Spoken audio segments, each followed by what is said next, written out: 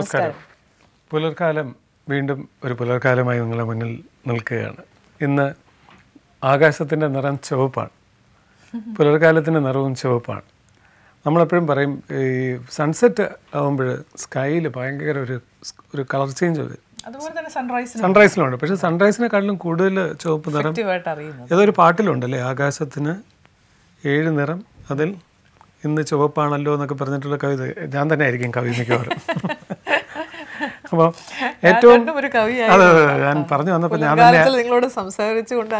തന്നെ കവിയായിപ്പോയി. പ്രേക്ഷകരോട് പറയാനുള്ളത് ഇന്നത്തെ ദിവസം റെഡ് കളറാണ്. ഇത് ഓർമ്മിപ്പിക്കുന്നത് നമ്മുടെ ബ്ലഡാണ്. So our blood is red and red colour ഒരു അലാമിങ് കളറാണ്, ലൈഫിന്റെ കളറാണ്. അതുപോലെ ട്രാഫിക്കിൽ പച്ച, മഞ്ഞ, ചുവപ്പ്. നിങ്ങളുടെ ജീവന് വിലയുണ്ടെന്നാണ് അത് കാണുന്നത്. ഏറ്റവും വലിയ ഞാൻ ഈ അടുത്ത കാലത്ത് കൊച്ചുകുട്ടികളിൽ നിന്നാണ് നമ്മൾ അറിയുന്നത് ഈ റെഡിന് വിസിബിലിറ്റി ട്രാവൽ ചെയ്യാൻ ഡിസ്റ്റൻസ് കൂടുതലാണ്. അതുകൊണ്ടാണ് ട്രാഫിക്കിലൊക്കെ റെഡ്, യെല്ലോ, ഗ്രീനൊക്കെ കൂടുതൽ യൂസ് ചെയ്യുക. എത്ര ദൂരെ നിന്ന് നോക്കിയിരുന്നാലും റെഡ് വളരെ ക്ലിയർ ആയിട്ട് കാണാൻ പറ്റും. അറ്റ്മോസ്ഫിയറിൽ യാതൊരുവിധ ഒബ്സ്റ്റക്കിൾസും ഇല്ലാതെ red will reach your eyes very fast. അതെ, ഒരു മനുഷ്യൻ്റെ ജീവിതത്തിൽ ഏതിനൊക്കെ ഇമ്പോർട്ടൻസ് ഉണ്ടെന്ന് പറഞ്ഞാൽ സത്യസന്ധതയ്ക്ക് വലിയ ഇമ്പോർട്ടൻസ് ഉണ്ടെന്ന് ഞാൻ പറയും. ഒരു സത്യസന്ധമായിട്ട് മുന്നോട്ട് കൊണ്ടുപോകാനായിട്ട് നമ്മളെ നയിക്കുന്ന പല കാര്യങ്ങളുണ്ടാവും. അത് ഒരു മനുഷ്യൻ ഏറ്റവും കൂടുതൽ പാലിക്കേണ്ടത് എനിക്ക് തോന്നുന്നു, ആ സത്യം പറഞ്ഞു കഴിഞ്ഞാൽ പിന്നെ നമ്മൾ ഓർക്കേണ്ടതായിട്ടൊന്നും വരില്ല അല്ലേ. അപ്പോൾ കള്ളമാണ് പറയുന്നതിൽ പല കാര്യങ്ങൾ നമ്മൾ ഓർക്കേണ്ടി വരും. അപ്പോൾ നമ്മൾ ഈ പുലർകാലത്തിലൂടെ നിങ്ങൾക്ക് പറയാൻ ശ്രമിക്കുന്നതാണ് ഒരുപാട് നല്ല കാര്യങ്ങൾ, സത്യസന്ധമായ കാര്യങ്ങൾ, ട്രാൻസ്പെറൻ്റ് ആയിട്ടുള്ള കാര്യങ്ങൾ, അറിഞ്ഞിരിക്കേണ്ട കാര്യങ്ങൾ, ചേരുവകൾ, അങ്ങനെ അല്ലേ. ഒരു മോർണിംഗ് ട്രീറ്റാണ് ഈ പുലർകാലത്തിലൂടെ ഞങ്ങൾ നിങ്ങൾക്ക് തരാൻ ശ്രമിച്ചു കൊണ്ടിരിക്കുന്നത്. അത് നിങ്ങൾ നന്നായിട്ട് സ്വീകരിക്കുന്നു എന്നറിഞ്ഞതിൽ സന്തോഷമുണ്ട്. Stay tuned with us. Welcome to പുലർകാലം.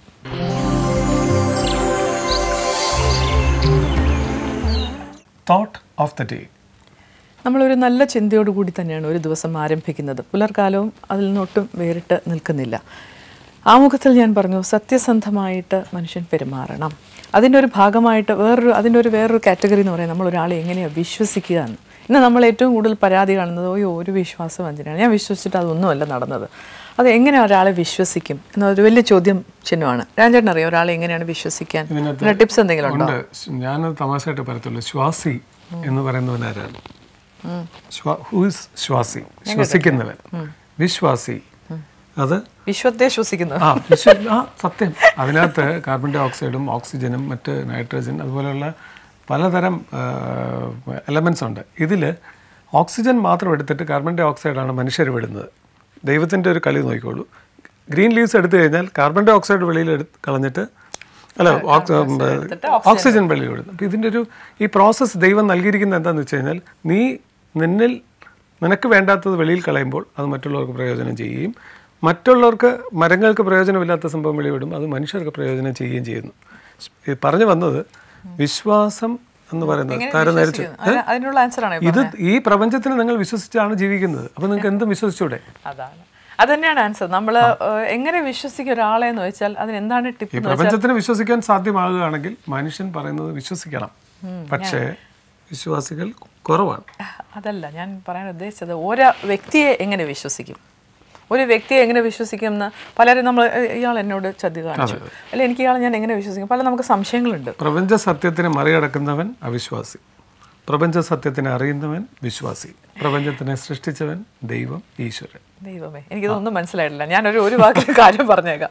ഒരാളെ എങ്ങനെ വിശ്വസിക്കാം എന്നുള്ള ചോദ്യത്തിന് ഇത്രയും പറഞ്ഞു എനിക്കറിയില്ല. തിരിച്ചറിയാൻ പറ്റുള്ളൂ. ഇനി ഞാൻ പറഞ്ഞോട്ടെ. ഒരാളെ എങ്ങനെ വിശ്വസിക്കും എന്നോട് ചോദിച്ചാൽ അതിന് എന്താണ് ഒരു മാനദണ്ഡം? എങ്ങനെ നമ്മൾ ഒരാളെ വിശ്വസിക്കാൻ എന്ത് ടിപ്പാണെന്ന് ചോദിച്ചാൽ അയാളെ വിശ്വസിക്കുകയേ മാർഗമുള്ളൂ. വിശ്വസിച്ചാൽ മനസ്സിലാവും അയാൾ വിശ്വസിക്കാൻ യോഗ്യനാണോ അല്ലയോ എന്ന്.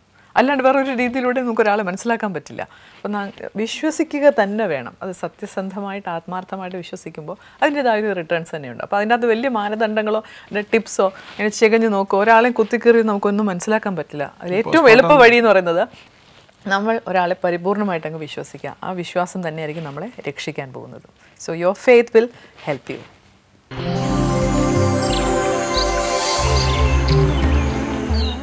ഇന്നത്തെ നമ്മുടെ അതിഥി എന്ന് പറയുന്നത് ആചാര്യ ഡോക്ടർ രതീഷ് ബാബു ജി. അദ്ദേഹത്തെ സ്നേഹപൂർവ്വം ഞങ്ങൾ പുലർക്കാലത്തിലേക്ക് സ്വാഗതം ചെയ്യുന്നു. Welcome sir. ഒരു വലിയ ടൈറ്റിലാണല്ലേ, Acharya doctor Ratheesh Babu, G initial. ഒരുപാട് കാര്യങ്ങൾ ചെയ്യുന്ന ഒരു വ്യക്തിയാണ്. അതെ, ആചാര്യ എന്ന് പറയുമ്പോൾ ഒരു നേച്ചുറോപ്പതിയുടെ ഒരു ഡോക്ടർ, അഷ്ടപതി സിംഗർ, ഒരു സ്കൂളിൻ്റെ പ്രിൻസിപ്പൽ, യോഗാചാര്യ, അങ്ങനെ ഒരുപാട് കാര്യങ്ങൾ. ഇനിയുണ്ടോ? ഞാൻ എന്തെങ്കിലും വിട്ടുപോയിട്ടുണ്ടോ? ഇനി വിരൽ മടക്കാനില്ല, എനിക്ക് കടമൊക്കെ വാങ്ങിച്ച് ഇനി വിരൽ മടക്കേണ്ടി വരും. ഒരു മൾട്ടി ഫാസറ്റഡ് ആയിട്ടൊരാൾ അല്ലേ? ഡോക്ടറോട് ആദ്യമേ ചോദിക്കേണ്ട ഒരു കാര്യം എന്ന് പറയുന്നത്, നേച്ചറിനെ ബേസ് ചെയ്തുകൊണ്ട് ഒരു അസുഖത്തിനെ ക്യൂർ ചെയ്യുന്നു എന്ന് പറയുന്നത് നേച്ചുറോപ്പതി. നമ്മളത് നേച്ചർ എന്താ പറയുന്നത്, അതിന് നേച്ചുറോപ്പതി എന്നല്ല പറയുന്നത്. നേച്ചറിലെ ഏത് പോർഷൻ എടുത്തിട്ടാണ് ഡോക്ടർ ഒരാളുടെ അസുഖത്തിന് ഡയഗ്നോസ് ചെയ്യുന്നത്? ഒരാൾ അസുഖമായിട്ട് വന്നാൽ ഏത് പോർഷൻ, പച്ചച്ചെടിയാണോ, ചുവന്ന പൂക്കളാണോ, അതോ വായുവാണോ? നേച്ചറിൽ ഏത് പോർഷൻ എടുക്കുന്നത്? നേച്ചുറോപ്പതിയുടെ ഒരു ബേസിക് എന്ന് പറഞ്ഞു കഴിഞ്ഞാൽ 5 elements. The total cosmic according to our English സാരമില്ല, ഒരു കുഴപ്പമില്ല. According to our Indian science, nature cure obliged to 5 elements. അതായത് നമ്മൾ പറയുന്നില്ല, ആകാശം, വായു, അഗ്നി, ജലം, ഭൂമി. ഇപ്പോൾ പ്ലാന്റ്സ് ആയാലും ഹ്യൂമൻ ബോഡി ആയാലും living and non living beings are made up of 5 elements. അതാണ് അതിൻ്റെ basic. So according to nature cure, man is a fruitarian. അത് തന്നെ ഒരു കോൺട്രവേഴ്സിയല്ല. കോൺട്രവേഴ്സി ആവാം കേൾക്കുന്നവർക്ക്. അങ്ങയുടെ നിലപാട് പറയാലോ. അല്ല, നമ്മൾ പഠിച്ചതാണല്ലോ നമ്മൾ നേച്ചർ ക്യൂർ. അപ്പോൾ നമ്മളിത് പഠിക്കാൻ കാരണം നമ്മളൊരു റോങ് മെത്തേഡിലാണ് നമ്മുടെ. ഫ്രൂട്ടേറിയൻ എന്ന് വെച്ചാൽ ഫ്രൂട്ട്സ് കഴിക്കേണ്ട ഒരാളാണോ? അതെ. എത്ര പേര് സമ്മതിക്കും? വെജിറ്റേറിയൻ, നോൺ വെജിറ്റേറിയൻ, ഇനി പുതിയ ഫ്രൂട്ടേറിയൻ. അല്ല, ഞാൻ പറഞ്ഞ അതാണ് മാനിസ ഫ്രൂട്ടേറിയൻ. അത് തന്നെയാണ് എൻ്റെ ബേസ് എന്ന് ഞാൻ പറയാം. അതന്നെ നമ്മൾ കഥകളിലൊക്കെ കണ്ടിട്ടുണ്ട്. ആദ്യ മനുഷ്യൻ ആദ്യം കഴിച്ചു തുടങ്ങിയത് ഫലാദി വൃക്ഷ. അതെ. പിന്നെ അവനെപ്പോഴാണ് ഈ എല്ലാം ആവശ്യമില്ലാതെ മനസ്സ് കലുഷം, ഡിസയർ എന്ന് പറഞ്ഞത് വരുമ്പോഴാണ് പിന്നെ ഡോമിനേഷൻ, ഇങ്ങനെ മറ്റവനെക്കാട്ടി ഞാൻ വലുതാകണം, ഇങ്ങനെയൊക്കെയുള്ള കാര്യങ്ങൾ വരുമ്പോഴാണ് ഇൻസ്റ്റിങ്സിലൂടെ വന്നതായിരിക്കും അല്ലേ? അപ്പോഴാണ് എനിക്കത് ഇതിലേക്ക് നമ്മൾ വരുന്നതിന് മുന്നേ അങ്ങ് പഠിച്ചത് ഇതൊരു സിസ്റ്റം ഓഫ് മെഡിസിൻ ആയിട്ട് അംഗീകരിച്ചത് എപ്പോഴായിരിക്കും? ഈ നേച്ചുറോപ്പതി എന്ന് പറയുന്ന ഒരു സിസ്റ്റം. അപ്പോൾ നമ്മൾ അലോപ്പതി കേട്ടിട്ടുണ്ട്, ആയുർവേദം ഉണ്ട്, ഹോമിയോപ്പതി ഉണ്ട്. ഈ നേച്ചുറോപ്പതി ഒരു സിസ്റ്റം ഓഫ് മെഡിസിൻ ആയിട്ട് അംഗീകരിക്കപ്പെട്ടത് ഏത് കാലഘട്ടത്തിലാണ്? ഒരു ഡിഗ്രി ആവുന്നത് എപ്പോഴാണ്? അതറിയില്ല. ഡിഗ്രി ആവുന്ന ഇപ്പോഴും നമ്മുടെ കേരള ഗവൺമെൻറ് കീഴിൽ തന്നെ വർക്കല ഒരു ഇൻസ്റ്റിറ്റ്യൂഷൻ ഉണ്ട്. ഹൈദരാബാദിലാണ് ഇതിൻ്റെ കോളേജ് ഇപ്പോൾ ഉള്ളത്. ഞാനിത് പണ്ട് 83-ലാണ് ഇത് പാസ്സായത്.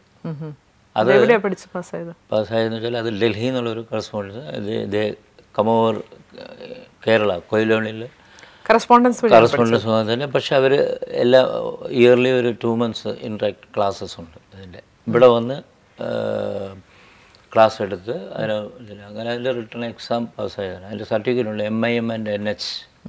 അതാണ് ആ സർട്ടിഫിക്കറ്റ്. അങ്ങനെയാണ് ഡോക്ടർ വെച്ചത്. അപ്പോൾ വി ക്യാൻ നമ്മൾ ഡോക്ടർ എന്ന് തന്നെ വെക്കാം.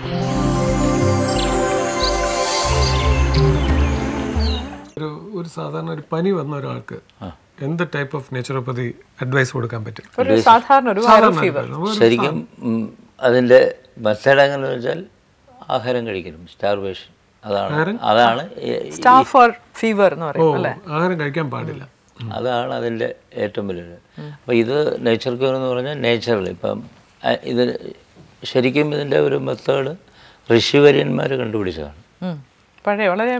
പുരാതനമല്ല ഋഷിവര്യൻ. അവർ ഇത് ഫലമല്ല. ഇപ്പം ഹിമാലയത്തിൽ സ്റ്റിൽ ഇപ്പം അവർക്ക് അവിടെ ആഹാരമൊന്നും പാചകം ചെയ്യാനോ കഴിക്കാനോ ഒക്കുന്നില്ല. എല്ലാവരും പട്ടിണിയാണോ അവിടെ?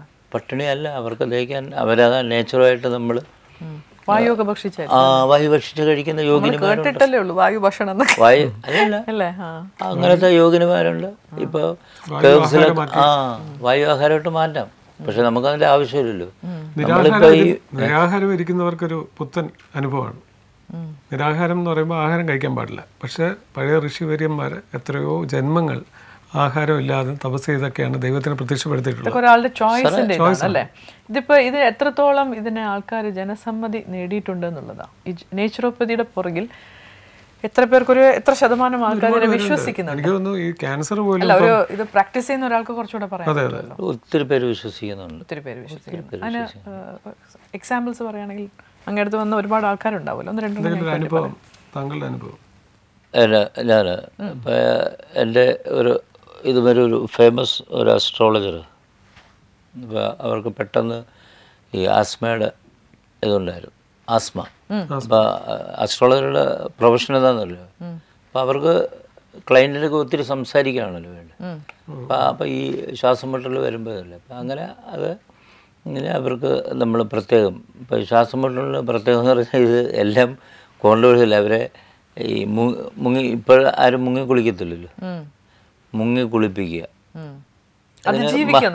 അല്ലല്ല, മുങ്ങുമ്പോഴത്തേക്കെന്ന് പറഞ്ഞാൽ എന്താന്ന് പറഞ്ഞാൽ ശ്വാസം മുട്ടലാണ്. നമ്മൾ മുങ്ങുക എന്ന് പറഞ്ഞാൽ എന്തോ ശ്വാസം മുട്ടൽ. അപ്പം ഒരു 5 സെക്കൻഡ്സ് ഇപ്പം ആദ്യം ഒന്ന് മുങ്ങി, അപ്പോഴത്തേക്ക് ഉടനെ പൊങ്ങി. അത് കഴിഞ്ഞ് പിന്നെ അതൊരു 10 സെക്കൻഡ് ആകും. അപ്പം ഈ പ്രോസസ്സ് ഇങ്ങനെ ചെയ്യുമ്പോൾ എന്താണ് അവിടെ നടക്കുന്നത്? ശ്വാസകോശം വികസിച്ചുകൊണ്ടിരിക്കും, കേപ്പബിൾ ആവും അല്ലേ, കുറച്ചുകൂടെ. അപ്പോഴത്തേക്ക് മാക്സിമം നമ്മൾ ഇപ്പം ബ്രീത്തിങ് നമ്മുടെ നാച്ചുറലായിട്ട് നടക്കും. നമുക്ക് മാക്സിമം ഓക്സിജൻ ഇതെന്ന് പറയുന്നത് ആൽവിയോലി എന്ന് പറഞ്ഞാൽ അവിടെ ഒരു ഹോള്, അതിലാണ് നമ്മൾ ഈ ഓക്സിജൻ ചെന്ന് കയറുന്നത്. അത് ചിലർക്ക് ഈ പൊടിപടലം, ഇവിടെ എല്ലാം പൊടിപടലമാണ്, ആ പൊടിപടലം ചെന്ന് അത് ബ്ലോക്ക് ആകും. അതാണ് അപ്പം അതിനപ്പം ലങ്സ് അവരുടെ മാക്സിമം ചുരുങ്ങിയിരിക്കുന്നതുകൊണ്ടാണ്. അപ്പം അത് ശരിക്കും അതാണ് എൻ്റെ ഒരു മെത്തേഡ്.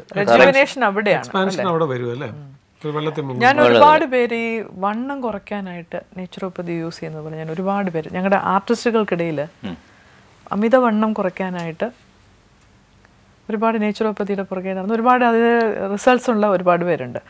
ചില ജീവിതക്രമത്തിൽ രാവിലെ എഴുന്നേറ്റ് ഒരുപാട് വെള്ളം കുടിക്കുക, ബോഡി ക്ലെൻസിങ്ങിന് വേണ്ടിയിട്ട് കുറേ കാര്യങ്ങൾ, പിന്നെ കേട്ടുകേൾവിയാണ്. അപ്പോൾ ആധികാരികമായിട്ട് പറയാൻ ഒരാളിവിടെ ഇരിക്കുമ്പോൾ അതാണ് ഞാൻ ചോദിക്കുന്നത്. അതുപോലെ cleansing the body, water therapy ബെസ്റ്റാണ് അതിന്. ഇപ്പം അത് തന്നെ പ്രകൃതിയിൽ പെട്ടാണ്. ആകാശം, വായു, അഗ്നി, ജലം, ഭൂമി എന്ന് പറഞ്ഞല്ലോ. ഈ 5 എലമെൻസിൻ്റെ വേരിയേഷൻ വരുമ്പോഴാണ് നമുക്ക് ഓരോ അസുഖങ്ങൾ വരുന്നത്. അപ്പോൾ ഈ വെള്ളം കുടിച്ചാന്ന് കഴിഞ്ഞാൽ നമ്മൾ ശുദ്ധജലമാണ് ശരിക്കും രാവിലെ കഴിക്കേണ്ടത്. ഈ വെള്ളത്തിലാണ് നമ്മുടെ പ്രാണൻ എന്ന് പറഞ്ഞാൽ ഇരിക്കുന്നത്. അത് നമ്മൾ ചെല്ലുമ്പോൾ അത് സെൽസിൽ കൂടെ ആദ്യം ഈ ശുദ്ധജലത്തിൻ്റെ ആ ഓക്സിജനും ഈ ഓരോ സെൽസിലും കടന്നു പോകുന്നു. അപ്പോൾ അത് തന്നെ അതിനകത്തുള്ള അൺവാണ്ടഡ് എലിമെൻറ്റ്സ് അവിടുന്ന് എലിമിനേറ്റ് ചെയ്ത് പോകുന്നു. അതാണ് ശുദ്ധജലമുള്ളത്. അത് ഒരു ദിവസമല്ല, എന്നും ചെയ്യുമ്പോഴത്തേക്ക്. സാറിപ്പോൾ ശുദ്ധജലം എന്ന് പറഞ്ഞപ്പോൾ ശുദ്ധജലം എന്ന് പറയുന്നത് എവിടെ കിട്ടും എന്നുള്ളൊരു വിഷയം. ശുദ്ധീകരിച്ചെടുക്കുന്നതാണോ? ഇതാണ് പറയുന്നത്. അപ്പം ശുദ്ധജലമില്ല, അതും മനുഷ്യൻ നശിപ്പിച്ചുകൊണ്ടിരിക്കുകയല്ലേ. വേദങ്ങളിലുണ്ട് ഒരു ചൊല്ല്, ജന്മപ്രകൃതി ദാരിദ്ര്യം, ദശവർഷാണി ബന്ധനം, സമുദ്രതീര മരണം, കിഞ്ചിശേഷം ഭവിഷ്യത. ഈ കിഞ്ചിശേഷം ഭവിഷ്യതയിൽ പെടുന്നതാണ് ഈ വെള്ളം. അതിന് സർവനാശമില്ല. എവാപ്പറേറ്റ് ചെയ്ത് കഴിയുമ്പോൾ മുകളിൽ പോയി നിന്ന് അന്തരീക്ഷത്തിൽ വീണ്ടും വെള്ളമായിട്ട് തന്നെയാണ് വരുന്നത്. അതുകൊണ്ട് ആ പ്രക്രിയയെ മാത്രമേ നമ്മൾ സ്വീകരിക്കുന്നുള്ളൂ ഈ വാട്ടർ തെറാപ്പി എന്ന് പറയുമ്പോൾ. ശുദ്ധജലം കുടിക്കുക. പണ്ട് നമ്മുടെ പ്രത്യേകിച്ച് കേരളത്തിൽ നമ്മൾ ക്ഷേത്രമായിട്ട് ബന്ധപ്പെട്ട് രാവിലെ കുളിച്ച്, എൻ്റെ ബാല്യകാലം ഞാൻ ക്ഷേത്രകുളത്തിലാണ് കുളിക്കുന്നത്. മുങ്ങി കുളിക്കുമ്പോൾ തന്നെ അവിടെ പകുതി ആരോഗ്യം അപ്പം തന്നെ ഈ മേധസ്സൊക്കെ പോകും. ഒന്നാമത്തെ കാര്യം വെള്ളം എന്ന് പറഞ്ഞാൽ ഇപ്പം ഈ വെള്ളത്തിന് പ്രഷറുണ്ട്. അത് നമ്മൾ സ്കൂളിലൊക്കെ പഠിച്ചതല്ലോ, ഒരു പാറ ഇട്ട് കഴിഞ്ഞാൽ വെള്ളമാണ് നമ്മളെ ആ പാറ മേളി വരില്ല. അപ്പോൾ അതെന്തുകൊണ്ടാണ്? വെള്ളത്തിൻ്റെ ശക്തി, അതായത് പ്രഷറുണ്ട്. നമ്മൾ വെള്ളത്തിൽ കിടക്കാമെന്ന് പറഞ്ഞു കഴിഞ്ഞാൽ ഇറ്റ്സ് സെമി ഓട്ടോമാറ്റിക്കായിട്ട് മസാജ് നടക്കുകയാണ് ബോഡി. അപ്പോൾ ബ്ലഡ് സർക്കുലേഷൻ ഇമ്മീഡിയറ്റ് ആയിട്ട് അത് ന്യൂട്രലൈസ് ചെയ്യുകയാണ്.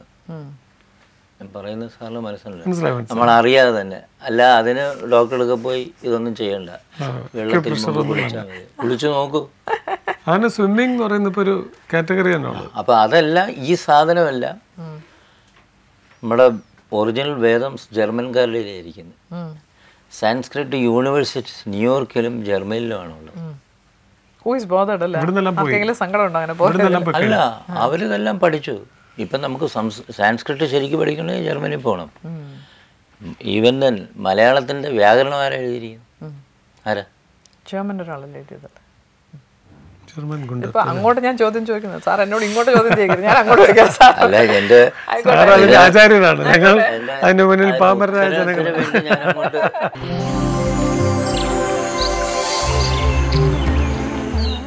Tips for the audience. ഇന്നത്തെ ഒരു തലമുറയുടെ ഏറ്റവും വലിയൊരു പ്രശ്നം എന്ന് പറയുന്നത് കാഴ്ചയ്ക്ക് ഒരുപാട് പ്രശ്നങ്ങൾ ഉണ്ടാകുക. അതിന് ഏറ്റവും വലിയ കാരണം എന്ന് പറയുന്നത് അമിതമായിട്ടുള്ള ടെലിവിഷൻ, ഫോൺ, കമ്പ്യൂട്ടർ ഉപയോഗമാണെന്ന് ഞങ്ങൾ പറയും. തെറ്റാണെന്ന് നിങ്ങൾ പറയുമോ? എന്ന് വെച്ചുകൊണ്ട് പുലർകാലം കാണാതിരിക്കേണ്ട, കാണാം. എല്ലാത്തിനും ഒരു പരിധിയുണ്ട് അല്ലേ?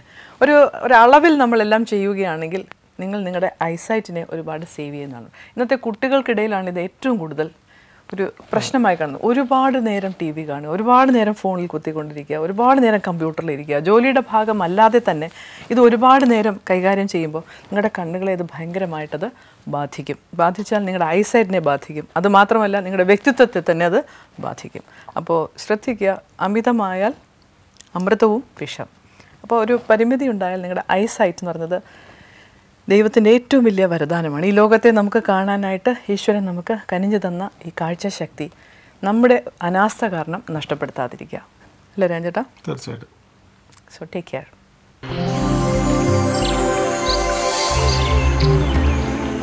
ഇപ്പം നമ്മൾ നേച്ചുറോപ്പതിയെക്കുറിച്ച് പറഞ്ഞു. സാറ് അഷ്ടപതി സിംഗറാണ്. എന്തൊരു കോമ്പിനേഷനാണ് അല്ലേ? നേച്ചർ ഇതായിട്ട് വളരെ കണക്റ്റഡ് ആണ്. അതാണ് എനിക്കറിയേണ്ടത്. എന്താണ് അതിൻ്റെ കണക്ഷൻ?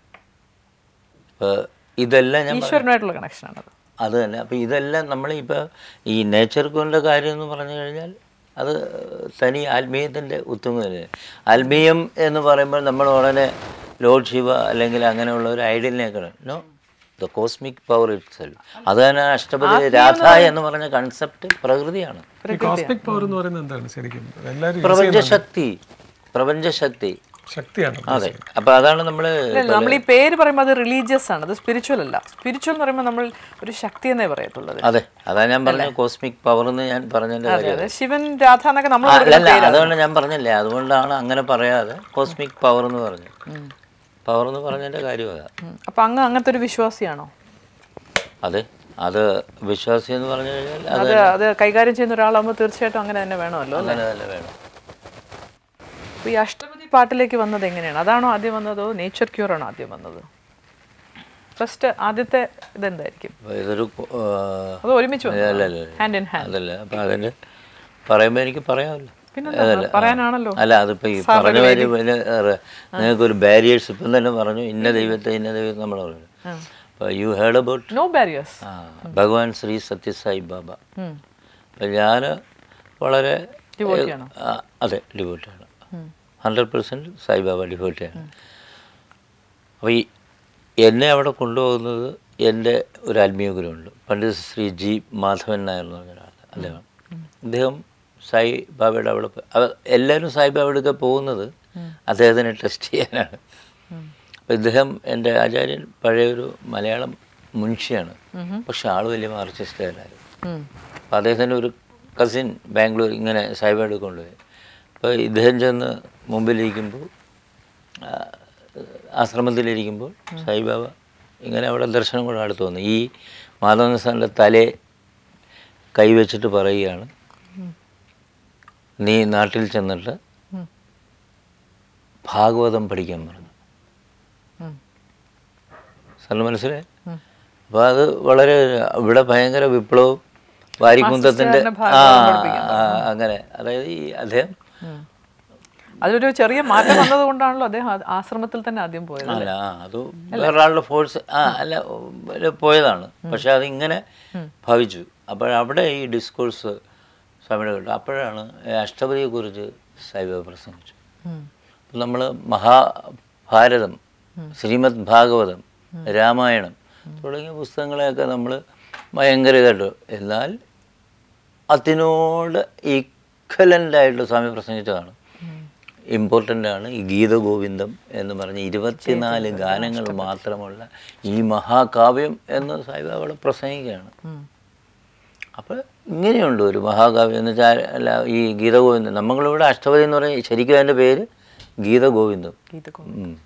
അപ്പോഴത്തേക്ക് അങ്ങനെ ആണെങ്കിൽ ഇതൊന്നും പഠിക്കണമല്ലോ എന്ന് പറഞ്ഞാൽ അങ്ങനെ അദ്ദേഹം ഇവിടെ വന്നു കഴിഞ്ഞാൽ പിന്നെ ഭാഗവത ആള് പിന്നെ ഇപ്പോൾ അറിയുന്ന ഭാഗവത ആചാര്യൻ ആദ്യകാലം തൊട്ട് പണ്ഡിത ശ്രീജി മാധവൻ അദ്ദേഹത്തിൻ്റെ കൂടെ നടന്നാണ് ഇത്. അങ്ങനെ അദ്ദേഹം അഷ്ടപതി എടുത്തു.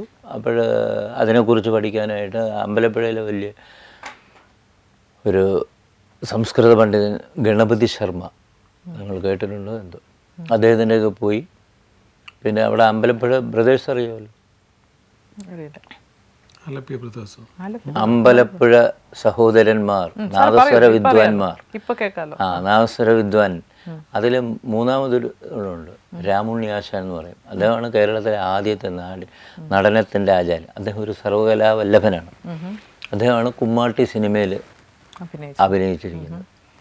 അപ്പോൾ അദ്ദേഹം വലിയ അതിൻ്റെ നൃത്തത്തിനും അതുമാത്രമല്ല കഥകളി സംഗീതത്തിൻ്റെ ആചാര്യനാണ്. അപ്പോൾ ഇവർ രണ്ടുപേരുടെയും അഭിപ്രായങ്ങളും അവർക്കിതിനെക്കുറിച്ച് നല്ല അറിവുകളൊക്കെ അങ്ങനെ അവരുമായിട്ട് അഷ്ടപതിയെക്കുറിച്ചും അല്ലല്ലോ. അപ്പോൾ അത് നാദസ്വര വിദ്വാനിലെ ഇളയ സഹോദരനായ രാമുണ്ണിയാശാൻ. അപ്പം അതിന് കൂടാതെ വേറെ ഇത് ചിട്ടപ്പെടുത്താൻ തിരുവമ്പാടി സുമാരൻ ഭാഗവതർ എന്ന് പറഞ്ഞ ഒരു ഭാഗവതര് ഈ പണ്ഡിത ശ്രീജി മാധവൻ നായർ, ഈ അട്ടയാചാര്യൻ രാമകൃഷ്ണൻ, ഗണപതി ശർമ്മ, ഇവരുടെ എല്ലാവരുടെയും ഒരു കോർഡിനേഷനിലാണ് നമ്മൾ ഈ അഷ്ടപതി. ഞാൻ അഷ്ടപതി നടത്തുന്നത് പറഞ്ഞു കഴിഞ്ഞാൽ സോപാന രീതിയിലല്ല, പിന്നെ അത് ഒരു കച്ചേരി അല്ലല്ല, കച്ചേരി രൂപത്തിലാണ്. കർണാട്ടിക് അല്ല, ഇതെല്ലാം കർണാട്ടിക് മ്യൂസിക്കിലും മറ്റേ സാധാരണ സോപാന സംഘം എന്ന് പറയുമ്പോൾ അത് വിളംബിത കാലത്തിലാണ് പാടുന്നത്. അറിഞ്ഞോളൂ, ഇടയ്ക്ക് കൂട്ടി പാടുന്നത്. അതിന് വിളംബിത വളരെ സ്ലോ. ഇതിന്റെ സംഗീതത്തിന്റെ കാര്യമൊക്കെ അവിടത്തേക്ക് അറിയാമല്ലോ. എന്റെ അറിവല്ലല്ലോ, സാറിനെ കുറിച്ച് അവരെ പരിചയപ്പെടുത്തുക എന്നുള്ളത്. അപ്പൊ സാറ് പറയുന്നതാണ് അതിന്റെ ശരിയെന്ന് പറയുന്നത്. നമുക്ക് ഈ ഒരു സീരിയസ് ടോപ്പിക് മാറി ഒരു അഷ്ടപതി ഗാനം കച്ചേരി രൂപത്തിലോ അങ്ങ് പാടുന്ന രീതിയിലൊന്ന് കേട്ടാലോ? അല്ല, അത് പാടുമ്പോ അതിന്റെ ഒരു ഇതെന്ന് വെച്ചാല് അതിന്റെ സന്നാഹങ്ങളൊന്നും ഇല്ല എന്നുള്ളത് അതല്ല. അപ്പൊ ഞാൻ അതിന്റെ ശ്ലോകത്തോടു കൂടിയാണ് അത് ആരംഭിക്കാനും. അതിനകത്ത് നല്ല തുടക്കം തന്നെയല്ലേ? മേഘൈർമേദുരമംബരം വനഭുവശ്യാമാസ്തമാലാ ദ്രുമൈർനക്തം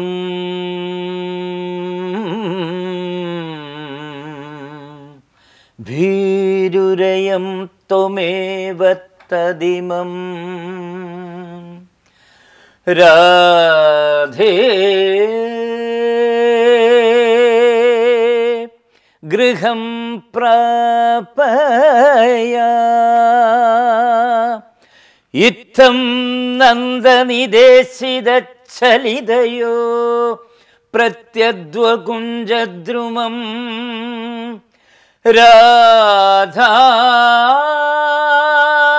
മാധവയോർജയന്തി യമുനാ കൂലേ രഹക്കേളയാ.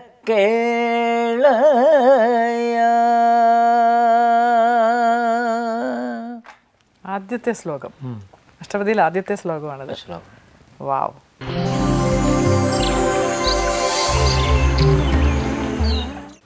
ഇത്ര നേരം സംസാരിച്ച വ്യക്തിയാണോ ഈ പാടിയതെന്ന് ഒരു അല്പം നമ്മൾ അതിശയിച്ചു പോകും അല്ലേ? വളരെ നർത്തകികള്, പ്രത്യേകിച്ച് പത്മ സുബ്രഹ്മണ്യം ഒരു ഡാൻസ് കൺസേർട്ട് നടത്തിയാൽ അതിലൊരു അഷ്ടപതി കളിച്ചിരിക്കും. അതെല്ലാവരും ചെയ്യുന്ന ഒരു കീഴ്വഴക്കമുണ്ട്. പ്രത്യേകിച്ച് മോഹിനിയാട്ടത്തിനൊക്കെ അഷ്ടപതി ചെയ്യുക എന്ന് പറഞ്ഞ ഒരു നിർബന്ധമായിട്ടുള്ളത് തന്നെയാണ്. അത് മാത്രമല്ല, കഥകളി എന്ന് പറയുന്നത് ഇതിൽ നിന്ന് ഉരുത്തിരിഞ്ഞു വന്നിട്ടുള്ള. അപ്പം അത് പറയുമ്പോൾ ഒത്തിരി അഷ്ടപതിയുടെ ഇമ്പോർട്ടൻറ്റ്. തിരുവാതിര എന്ന് പറയുന്നത് ഇതിനകത്ത് നാലാമത്തെ അഷ്ടപതിയിൽ നിന്ന് ഉരുത്തിരിഞ്ഞ് രൂപം കൊണ്ടിട്ടുണ്ട്. അതേതാണത്? ചന്ദന ചർച്ചിത നീലകളേ. അപ്പൊ അത് എങ്ങനെ ഉരുത്തിരിഞ്ഞു എന്ന് വെച്ചാൽ അതിന്റെ situation, it's A controversial subject.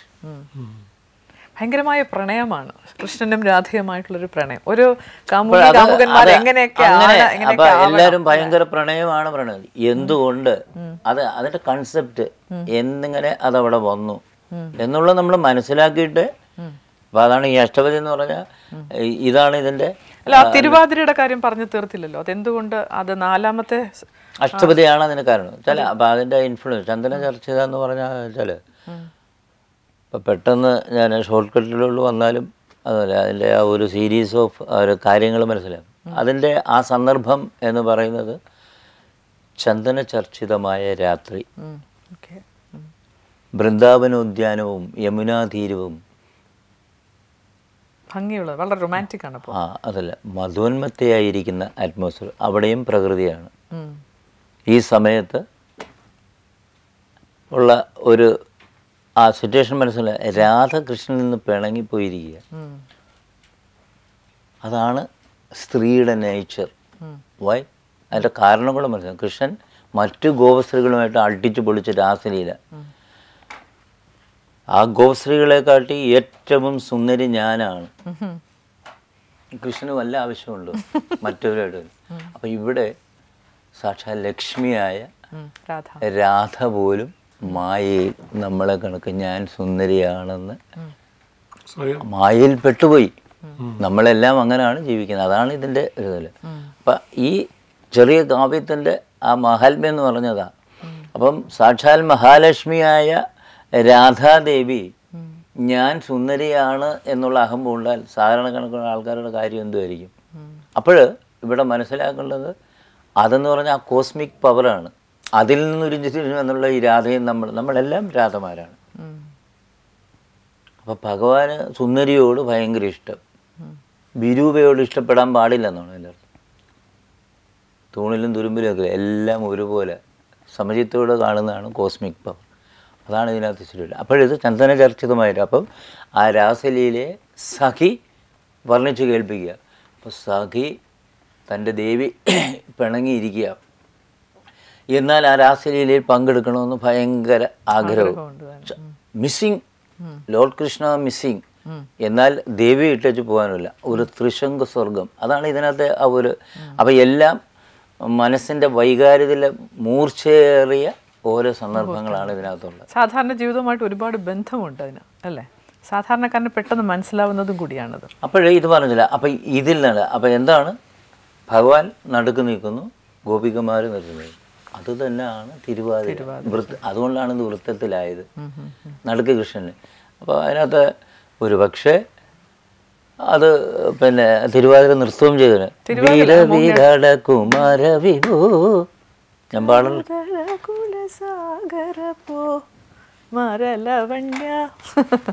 എന്താണ് രാസലീലയാണത്. അപ്പൊ തിരുവാതിരയുടെ ബേസ് എന്ന് പറയുന്നത് ഇതൊക്കെ നമ്മൾ അതിനെ കുറിച്ച് കൂലങ്കഷമായിട്ട് ചിന്തിച്ചു. അപ്പൊ ഇതിന്റെ ഇമ്പോർട്ടൻസ് എന്താണെന്നും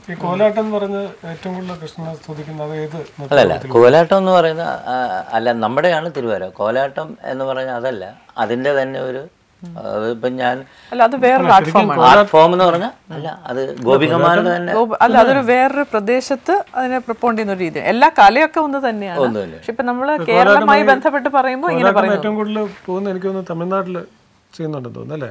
ഏത് ആ നൃത്തം അതും കൃഷ്ണനെ സ്തുതിച്ചുകൊണ്ട് അഷ്ടപതിയുമായി ബന്ധപ്പെട്ടാണ്. പിന്നെ അഷ്ടപതി കേരളത്തിൽ എങ്ങനെയാന്ന് വെച്ച് കഴിഞ്ഞാൽ ഇത് അപ്പൊ ഇതിന് ഒരു അതാണ് ഞാൻ ചോദിക്കാൻ പറഞ്ഞാൽ മതി. അത് തന്നെയായിരുന്നു ചോദ്യം. അത് നമ്മൾ കേരളത്തിലേക്ക് അതൊരു നോർത്ത് ഇന്ത്യൻ കൾച്ചറിൽ നിന്ന് വന്നതാണ്. അപ്പൊ ഇത് ഇപ്പൊ നമ്മുടെ അമ്പലങ്ങളിൽ ഇതൊരു കമ്പൽസറി ഒരു ഇതാണ്, റിച്വൽ ആണ് ഈ അഷ്ടപതി പാടുക, ഇതിന്റെ ഇമ്പോർട്ടൻസ്. അപ്പൊ ഇത് നമ്മുടെ അമ്പലങ്ങൾ എന്ന് പറയുമ്പം അറിയില്ല, നമ്മുടെ പൂജാവിധി കേരളത്തിൽ മാത്രമുള്ള മറ്റുള്ള നമ്മുടെ താന്ത്രിക്കാണ്. അതെ, പൂജാവിധി നമ്മുടെ അഷ്ടപതി ഇൻകോർപ്പറേറ്റ് ചെയ്യപ്പെട്ടത് എപ്പോഴായിരിക്കും? അത് അതാണ് പറഞ്ഞത്. അത് പറയപ്പെടുന്നത് ഇവിടെ ഗുരുവായൂർ കണക്ട് ചെയ്താണ്. അല്ല, ഇത് ക്ഷേത്രത്തിലല്ല, ഇത് ജയദേവർ ഇത് എഴുതിയത് ഒറീസ പുരി ജഗന്നാഥ ക്ഷേത്രത്തിൽ.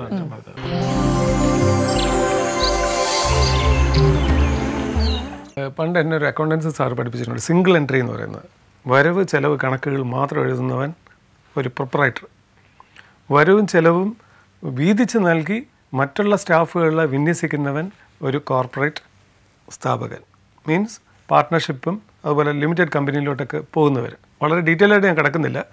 നരേന്ദ്രമോദി നമ്മുടെ പ്രധാനമന്ത്രി പറഞ്ഞിരിക്കുന്നത് every Indian citizen should have A bank account.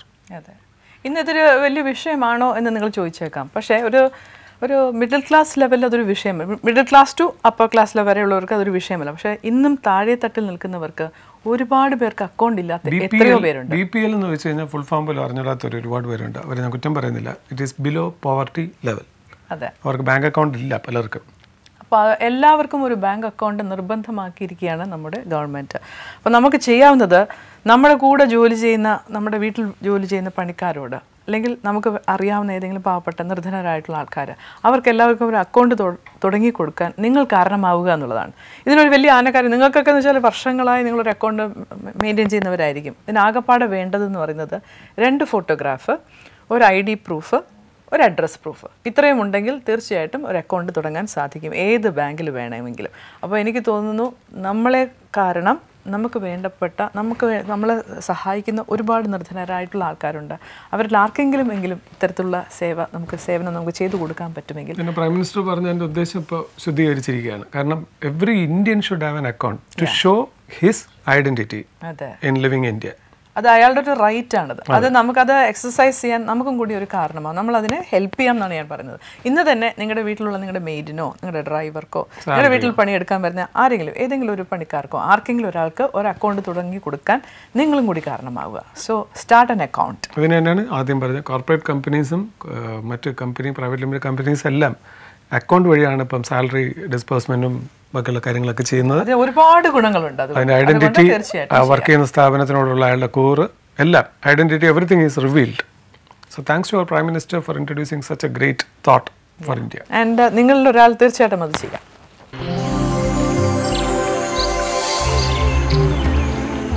ഈ ജഗന്നാഥ ക്ഷേത്രത്തിൻ്റെ ഇമ്പോർട്ടൻസ് നമ്മൾ പറയുകയാണെങ്കിൽ വെച്ചാൽ ഇത് ലോർഡ് കൃഷ്ണയുടെ ഫിസിക്കൽ ബോഡി അവിടെ ആയിരിക്കുന്നുള്ളതാണ് കൺസെപ്റ്റ്. ഒരു ഇൻകംപ്ലീറ്റ് ഐഡൽ അല്ലേ അത്? ഏത്? പുരിയിലെ ജഗന്നാഥ. അതെ. അപ്പോൾ അവിടെ ഒരു ടോംബ്, അവിടുത്തെ ടോംബുണ്ട് കൃഷ്ണൻ. അതായത് ഇത് അല്ല, തമാശ എന്ന് പറഞ്ഞു കഴിഞ്ഞാൽ ഇത് നിങ്ങളുടെ ഐഡിയയിൽ നിന്ന് എൻ്റെ ഇത് സബ്ജക്റ്റ് മാറിപ്പോകുന്നുള്ള ഇതൊക്കെ പുതിയ അറിവുകൾ തന്നെയല്ലേ? ഞാനടക്കം എല്ലാവരും അത് കേട്ടുകൊണ്ടിരിക്കുന്നതല്ല. നമ്മൾ ലോർഡ് കൃഷ്ണ, അതും കോൺട്രവേഴ്സിയൽ, സ്വർഗാരോഹണം എന്ന് പറഞ്ഞു. കൃഷ്ണന്റെ ബോഡിയൊന്നും സ്വർഗത്തിലോട്ട് പോയില്ല. വേടൻ അമ്പെയ്ത് അവിടെ ഇരിക്കുമ്പോൾ പെട്ടെന്ന് ഉദ്ധവരെ വിളിച്ചു വരുത്തുകയാണ്. പറഞ്ഞു, ഈ ബോഡി ഇവിടെ എൻ്റെ ശരീരം കണ്ടാൽ ഇത് വലിയ പ്രശ്നമാകും, യാദവർ വന്നാൽ പ്രശ്നം, അതുകൊണ്ട് നീ ഇത് പെട്ടെന്ന് ഇവിടുന്ന് കടത്തണമെന്ന് പറഞ്ഞു. അങ്ങനെ കൊണ്ടുപോയി വെച്ച സ്ഥലമാണ് ഒറീസ പുരി ജഗന്നാഥ ക്ഷേത്രം. അവിടെ ഇരുന്നാണ് ജയദേവർ. അപ്പോൾ ഈ ജയദേവർ എന്ന് പറഞ്ഞാൽ സാധാരണ ഒരു കവിയല്ല. അപ്പോൾ ഇതൊരു കോൺട്രവേഴ്സ്യൽ പോയല്ല. ഇങ്ങനെ ലോകത്ത് ആരും ഇതിൽ എഴുതില്ല. പദാനുപദം ഇതിന് ദ്വയാർത്ഥം കൂടാണ്. അല്ല ഒരു മറ്റേ ഭൗതികമായ അർത്ഥം മാത്രമല്ല, ആധ്യാത്മികമായ അർത്ഥം. ഇപ്പോൾ രതി എന്ന് വെച്ചാൽ നമ്മൾ ധരിച്ചിരിക്കുന്നത് വേറെ രീതിയിൽ. അതല്ല, ആരാണോ അതിൻ്റെ മറ്റർത്ഥം, സ്പിരിച്വൽ മീനിങ്, ആരാണോ ഈശ്വരനെ കുറിച്ച് മനനം ചെയ്ത് ആനന്ദിക്കുന്നവെന്നാണ് രതിയുടെ അർത്ഥം. അങ്ങനെ പദാനുപദം ദ്വയാർത്ഥമാണ്. അപ്പോൾ ഭൗതികമായി ജീവിക്കുന്നവർക്കും ആധ്യാത്മിക ജീവിതം നയിക്കുന്നവർക്കും ഒരുപോലെ വായിച്ച് ആസ്വദിക്കാവുന്നതാണ്. എനിക്ക് തോന്നുന്നു അത് ചെയ്യാൻ കാരണം ഒരു സാധാരണക്കാരൻ അവൻ്റെ ലെവലിൽ ഒരു കാര്യം പറഞ്ഞിട്ട് എൻ്റെ മറുവശം പറയുമ്പോഴായിരിക്കും അവന് മനസ്സിലാകുന്നത്. ഒരു ഓർഡിനറി പേഴ്സണെ കണക്കിലെടുത്താൽ അവൻ്റെ ടേസ്റ്റ് ഉണ്ട് ചില കാര്യങ്ങൾ മനസ്സിലാവുന്ന കാര്യമില്ല. അതിനെ മനസ്സിലാക്കിപ്പിച്ചുകൊണ്ട് ആ ഈശ്വരനിലേക്ക് കൊണ്ടുപോകാൻ കഴിവുള്ള, അതാണല്ലോ കലയുടെയും ഏറ്റവും വലിയൊരു കമ്മ്യൂണിക്കേഷൻ പോയിന്റ് അവിടെ തന്നെയല്ലേ. അപ്പോൾ അഷ്ടപതി പാടിയില്ല അല്ലേ അദ്ദേഹം? ഒരു ശ്ലോകം പാടി അല്ലേ? നമ്മൾ അത് പൂർണ്ണമാക്കിയില്ല. ഏത് ഈ കേരളത്തിൽ ഇത് എങ്ങനെ? അപ്പോൾ നോർത്ത് ഇന്ത്യയിൽ ആണെങ്കിലും കേരളത്തിൽ ഇതായി ജീവിക്കുക. അഷ്ടപതി എന്ന് പറഞ്ഞാൽ ഇതിൽ 2 ഗാനങ്ങൾ 3 ഗാനങ്ങൾ വെച്ച് ബാക്കിയെല്ലാം 8 സ്റ്റാൻസ്, അഷ്ടപതി പതി അങ്ങനെ. അതുകൊണ്ടാണ് അഷ്ടപതി ശരിക്കും ഗീതം. അത് കാരണം ഗീതഗോവിന്ദമാണോ അഷ്ടപതി എന്നുള്ള കേരളക്കാർക്ക് ഇപ്പോഴും അറിയത്തില്ല. ഗീതഗോവിന്ദം തന്നെയാണ് അഷ്ടപതി, ഗീതഗോവിന്ദം തന്നെയാണ്. ജയദേവരുടെ ഗീതഗോവിന്ദം തന്നെയാണ് നമ്മൾ അഷ്ടപതി എന്ന് പറയുന്നത്. അഷ്ടപതി എന്ന് പറഞ്ഞത് അത് അറിയത്തില്ല. അപ്പം ഇത് അതുകൊണ്ടാണ് ഇത് സോപാന സംഗീതം എന്നാണ് മറ്റൊരു പേരുണ്ട്. സോപാനം എന്ന് പറഞ്ഞാൽ റെൻഡറിങ് സ്റ്റൈൽ അല്ല, അല്ല പാട്ട് പാടുന്ന ശൈലിക്കല്ല നമ്മൾ സോപാന സംഗീതം. അതായത് ഞാൻ പറഞ്ഞല്ലോ താന്ത്രിക് വിധിയാണ്. മറ്റുള്ള നോർത്ത് ഇന്ത്യയിലെല്ലാം നമുക്കും കയറി പൂജിക്കാം അവിടെ ചെന്ന് കഴിഞ്ഞാൽ. പക്ഷെ ഇവിടുത്തെ അമ്പലത്തിന്റെ 7 അയലത്ത് നമുക്ക് ചെല്ലാൻ പറ്റും, പറ്റത്തില്ല. അങ്ങനെയാണ്. അതാണ് അല്ലല്ല, അതാണ് താന്ത്രിക് വിധി. ചില ബ്രഹ്മത്തിന് പവിത്രത കൊടുക്കുകയാണ്. അപ്പം നമ്മളൊരു കുളിക്കാതെ തന്നെ വന്നാലും അതിനകത്ത് നമ്മുടെ ശരീരത്തിന് നെഗറ്റീവ് എനർജി ഉണ്ട്. ഇത് ഐഡൽ എന്ന് പറയുന്നത് പോസിറ്റീവ് എനർജിയാണ്. അതാണ് താന്ത്രിക് വിധി എന്ന് പറഞ്ഞാൽ ഇദ്ദേഹം അവിടെ നിന്നുകൊണ്ട് പ്രാണായാമം ചെയ്യുകയാണ്. ആര് കുംഭകവും ഇതെല്ലാം ചെയ്ത് തൻ്റെ പ്രാണനെ ഈ ഐഡലിൽ കൊടുക്കുകയാണ്. യന്ത്ര പിന്നെ ധൂപ ദീപ ജല അങ്ങനെ ഔഷധ അങ്ങനെ അങ്ങ് പോകും. മന്ത്രയന്ത്ര തന്ത്ര ഔഷധ അസ്ത്ര ശസ്ത്ര ഇത്രയും സാധനമുണ്ട്. പിന്നെ നേച്ചറും കൂടെ വരുന്നുണ്ട്. പിന്നെ അത് യന്ത്രം തന്ത്രം ഔഷധം അസ്ത്രം മൃത്യു മോചയ, മൃത്യു മോചയം കൂടെ അതിൻ്റെ കൂടെ ചേർത്തിട്ട് പ്രകൃതിയെ ചേർത്താണ് ചെയ്തത്. അപ്പോൾ ഇത് അതൊരു നമ്മൾ പിന്നെ അപാര സയൻസാണ്, അല്ല നിസ്സാര കാര്യമല്ല അത്. പക്ഷേ ഇതൊന്നും നമുക്ക് നിത്യജീവിതത്തിൽ എന്ത് ചോദിച്ചാലും ഇതൊക്കെ പ്രാക്ടിക്കലാണോ എന്ന് ചോദിക്കേണ്ട കാലമാണെന്ന്. ഇത് നടക്കുമോ ഇത് നടന്നിരുന്നതാണ് ഇവിടെ. പിന്നെ അതിന് ഇത് ഗ്ലാനി സംഭവിച്ചു. കാര്യം അതും മനുഷ്യൻ്റെ ഈഗോയിൽ നിന്ന് തന്നെ സവർണ മേധാവിത്വം ഇങ്ങനെയൊക്കെയുള്ള കുഴപ്പങ്ങൾ വന്നപ്പോഴാണ് ഇതെല്ലാം നശിച്ചു പോയത്. അല്ലെങ്കിൽ മറ്റു രാജ്യം നമ്മൾ കീഴടക്കുക. അപ്പോൾ ഇതെല്ലാം ഇതിനെ ബാധിക്കും. അപ്പോൾ ഈ ആചാരാനുഷ്ഠാനങ്ങളുടെ സമയത്ത് സോപാനം എന്ന് വെച്ചാൽ നമ്മൾ ഒരു പ്രതിഷ്ഠ ചെയ്യുമ്പോൾ എവിടെ കൊണ്ട് ഫസ്റ്റിൽ വെക്കുന്ന പ്രതിഷ്ഠ കൊണ്ട് നേരെ അവളെ പ്രതിഷ്ഠിക്കുകയല്ല. അതിനാണ് സോപാനം എന്ന് പറയുന്നത്. അപ്പോൾ അവിടെ സോപാനം എന്ന് പറഞ്ഞാൽ ആദ്യത്തെ പടിയുടെ നിയറസ്റ്റ് അല്ല സോപാന. അതിനടുത്ത് നിന്ന് പാടാൻ വിധിക്കപ്പെട്ടിട്ടുള്ളത് അഷ്ടപതി മാത്രമാണ്. പക്ഷെ അതും ഇന്നും പ്രശ്നമാണ്. സ്വന്തം കൃതികൾ അവിടെ നിന്ന് പാടുന്നത്. ഇപ്പോൾ ഒരുപാട് പേര് അതല്ലേ. അപ്പോൾ സോപാന സംഘം എന്ന് പറഞ്ഞാൽ അഷ്ടപതിയാ പാടേണ്ടത് ആസ് പെർ റൂൾ. പക്ഷേ സോപാനത്തിന്റെ അടുത്ത് നിന്ന് പാടുന്നതുകൊണ്ടാണ് ഇതിനെ സോപാന സംഗീതം എന്നും പറയുന്നത്. ഒരു അഷ്ടപതി ഗാനം പാടാം അല്ലേ സോപാനത്തിന്റെ രീതിയിൽ. അങ്ങനെ അമ്പലപ്പുഴയിലൊക്കെ ഒരുപാട് വർഷങ്ങളായി പാടിക്കൊണ്ടിരിക്കുന്നത്. ഞാൻ പിന്നെ അമ്പലപ്പുഴ പാടുന്ന പറഞ്ഞാൽ സോപാനത്തിൽ നിന്നല്ല ഞാൻ പാടുന്നത്. പിന്നെ നമ്മൾ ഇപ്പം ഞാൻ സംസാരിക്കുന്നവർ സംസാരിച്ചാണ് ഇത് പ്രസന്റ് ചെയ്യുന്നത്. ഇത് സോപാനത്തിൽ നിന്ന് ഇടയ്ക്കായിട്ട് പാടിയ ആർക്കെങ്കിലും എന്തെങ്കിലും മനസ്സിലാവുന്നുണ്ടോ? അങ്ങനെ പാടാറില്ല അല്ലേ? അവർക്ക് മനസ്സിലാവുന്ന രീതിയിലാണ്. മനസ്സിലാവുന്നില്ല. ഞാൻ സ്റ്റേജ് പ്രോഗ്രാമാണ് ചെയ്യുന്നത്, പെർഫോമിങ്. അപ്പം നമ്മൾ ഇത് പറഞ്ഞപ്പോഴല്ലേ ഇപ്പം എന്താണ് ഇത് എന്ന് മനസ്സിലാവും. അല്ലെങ്കിൽ അവിടെ നിന്ന് ഞാൻ അവിടെ നിന്ന് പാടുമ്പോൾ ആരൊന്നുമില്ല, അവിടെ നിന്ന് പാടുന്നു ജനങ്ങൾക്ക് മനസ്സിലാവുന്ന രീതിയിൽ ജനകീയമാക്കിയ ഒരു അത് ഈ ഒരു എൻ്റെ പിന്നെ ആചാര്യന്മാർ നമ്മളെല്ലാം കൂടെ സൃഷ്ടിച്ച് ചെയ്തതാണ്.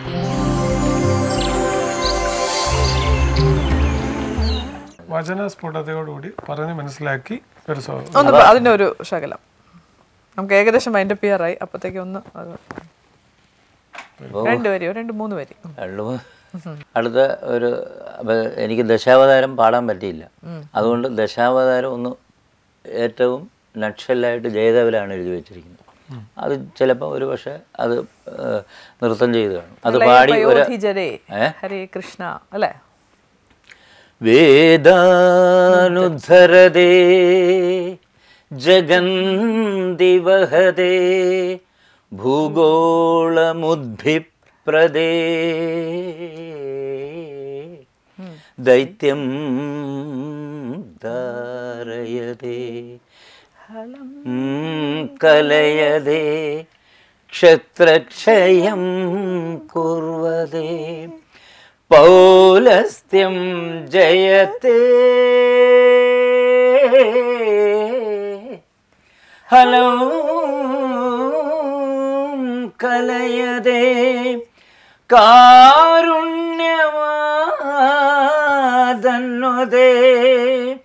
മ്ലേച്ഛാൽ മൂർച്ഛയതേ ദശാകൃതി കൃതി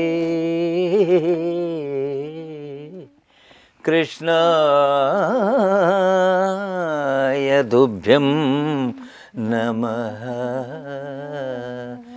ശ്രിതകമലകുജമണ്ഡല ധൃതകുണ്ഡല കലിതലളിതവനമാല ജയ ജയ ദേവഹരേ. ദിനമണിമണ്ഡലമണ്ഡന ഭവഖണ്ഡന മുനിജനമാനസഹംസ ജയ ജയ ദേവഹരേ. കാളിയ വിഷധര ഭഞ്ജന ജനരഞ്ജന യദുകുല നളിന ദിനേശ ജയ ജയ ദേവഹരേ. മധുമുര നരക വിനാശന ഗരുഡാസന സുരകുല കേളി നിദാന ജയ ജയ ദേവഹരേ.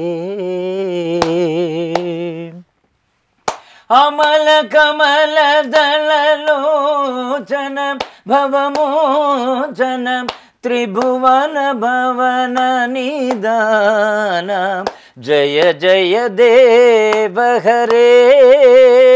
जनकसुधा कुजभूषण जिददूषण समरसमिद दशकण्ड जय जय देवहरे.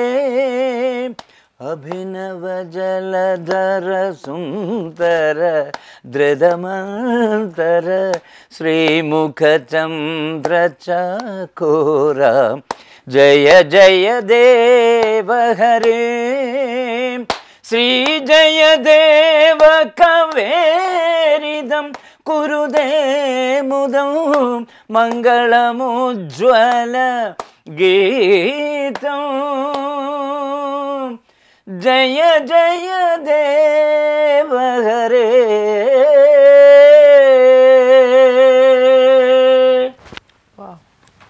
ഉജ്ജ്വലമായിരുന്നു ആ ശ്ലോകത്തിൻ്റെ ഒരു ശക്തി, അങ്ങേക്ക് അതിനോടുള്ളൊരു അർപ്പണബോധം, അതൊക്കെ അങ്ങനെ അത് പാടിയപ്പോൾ പറഞ്ഞപ്പോൾ ഒക്കെ ഞങ്ങൾക്കത് ഒരുപാട് നമുക്കത് മനസ്സിലായി. എനിക്ക് തോന്നുന്നു ഒരു പുലർക്കാലത്തിൽ നമുക്കൊരു അതിഥിയോട് നമുക്ക് ലഭിക്കുന്നത് ഒരു അരമണിക്കൂർ സമയമാണ്. അതിൻ്റെ അകത്ത് ഒരു അദ്ദേഹം ചെയ്യുന്ന കാര്യങ്ങളുടെ ഒരു കുറച്ചേ നമുക്ക് മനസ്സിലാക്കാൻ സാധിച്ചിട്ടുള്ളൂ. അപ്പോൾ ഇനിയും പുലർകാലത്തിലേക്ക് അങ്ങ് വരണം, അങ്ങയുടെ ബാക്കി കാര്യങ്ങൾ ഞങ്ങളുമായിട്ടൊക്കെ പങ്കുവെക്കേണ്ടതായിട്ടുണ്ട്. ഞങ്ങൾക്ക് ഇനിയും മനസ്സിലാവും, അതെ ഇനിയും ഉണ്ടാവേണ്ടത്. ഇവിടെ ഇത് തീരുന്നില്ല, നമ്മൾ ഇനിയും എപ്പോഴെങ്കിലും നമ്മുടെ ഈ യാത്രയ്ക്കിടയിൽ എവിടെയെങ്കിലുമൊക്കെ നമ്മൾ കാണും.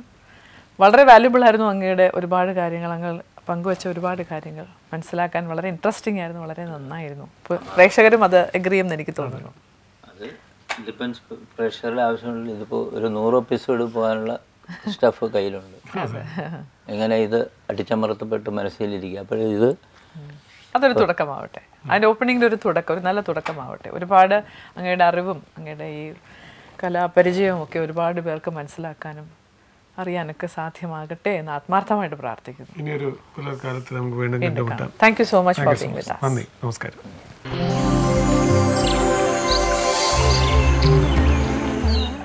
Selfie of the day. ഇന്നത്തെ സെൽഫി വിന്നർ ആരാണെന്ന് നോക്കാം. കൺഗ്രാറ്റ്സ്. എപ്പോഴും പറയുന്ന പോലെ തന്നെയാണ്, നല്ല നല്ല സെൽഫീസ് വന്നു തുടങ്ങി. എന്താണ് സെൽഫിയുടെ ഗിഫ്റ്റ്? ടീഷർട്ടാണ് ജീവൻ ടി വി ഗിഫ്റ്റായിട്ട് നൽകുന്നത്. ജീവൻ ടി വിയുടെ ലോഗോ പതിപ്പിച്ച ഒരു ടീഷർട്ടാണ് നിങ്ങൾക്ക് ഗിഫ്റ്റായിട്ട് കിട്ടുന്നത്. അത് മാത്രമല്ല ഇന്നത്തെ ക്വസ്റ്റ്യൻ ഉണ്ടല്ലേ? ക്വസ്റ്റ്യന് മുമ്പേ ഇന്നത്തെ ക്വസ്റ്റ്യൻ എന്ന് പറയുന്നത്, നമ്മളിപ്പോൾ സംസാരിച്ചിരുന്നപ്പോൾ പലവട്ടം ഇങ്ങനെ പറയുകയുണ്ടായി, അഷ്ടപതിയെക്കുറിച്ച് നമ്മൾ അധികവും സംസാരിച്ചത്. ഈ അഷ്ടപതി രചിച്ചത് ആരാണ്? ഗീതാ ഗോവിന്ദം എന്നാണ് ആ കൃതിയെ നമ്മൾ പറയുന്നത്. അതിൻ്റെ രചയിതാവ് ആരാണ്? ശരി ഉത്തരം ഞങ്ങൾ എഴുതി അറിയിക്കുക. നിങ്ങളുടെ വിലയേറിയ നിർദ്ദേശങ്ങളും അഭിപ്രായങ്ങളും എല്ലാ പ്രാവശ്യവും ഞങ്ങൾ മെയില് ഞങ്ങൾ തുറന്ന് നോക്കാറുണ്ട്. അതിൽ പ്രേക്ഷകർ പലപ്പോഴും പറഞ്ഞിട്ടുണ്ട്, എപ്പിസോഡിൻ്റെ ഫസ്റ്റ് തൊട്ട് അവസാനം വരെ നോക്കുന്നവർക്ക് മാത്രമേ ഇതിൻ്റെ ക്വസ്റ്റ്യൻസിന് ആൻസേഴ്സ് അറിയാൻ പറ്റുള്ളൂ. എല്ലാ എപ്പിസോഡിലും പറയുന്ന ഒരു ആവർത്തന വിരസതയാണ്. എങ്കിലും പുതിയ പ്രേക്ഷകർ ഞങ്ങളോടൊപ്പം ചേരുന്നു എന്നറിയുന്നതിൽ സന്തോഷം. തുടക്കത്തിൽ ഒരു 10,000 ആയിരുന്നു, പിന്നെ 30, പിന്നെ 40, അങ്ങനെ 1,00,000, 1 കോടി, അങ്ങനെ ലോകമെമ്പാടുമുള്ള മലയാളി പ്രേക്ഷകർ ജീവൻ ടി വിയോടൊപ്പം സഞ്ചരിക്കുന്നു എന്നറിയാൻ സാധിച്ചതിൽ പ്രത്യേകിച്ച് പുലർക്കാലം കാണുന്നു എന്നറിഞ്ഞത് എനിക്ക് വളരെ സന്തോഷമുണ്ട്.